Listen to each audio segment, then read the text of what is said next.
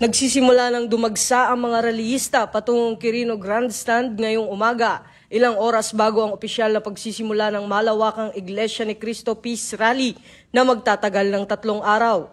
Makikita na ang pagdating ng mga delegasyon mula sa iba't ibang bahagi ng Metro Manila at kalapit probinsya, sakay ng mga bus, private vehicles at ilang naglalakad patungo sa mismong venue.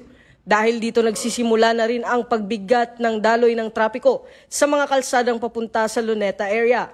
Habang patuloy ang pagdagsa ng mga kalahok, nagpapatuloy naman ang mahigpit na pagpapanatili ng seguridad ng kapulisan sa iba't ibang lugar ng pagdarausan ng pagtitipon. Nakadeploy na ang mga kapulisan sa mga strategic points gaya ng Quirino Grandstand, Mendiola, Ayala Bridge, US Embassy, EDSA Shrine at People Power Monument upang mapanatili ang kaayusan at maiwasan ang anumang aberya. Ayon sa PNP, nakahanda ang buong puwersa upang matiyak ang ligtas, maayos at mapayapang pagdaraos ng INC Peace Rally at nananawagan silang manatiling disiplinado at sumunod sa mga public safety reminders ang lahat ng dadalo sa aktibidad.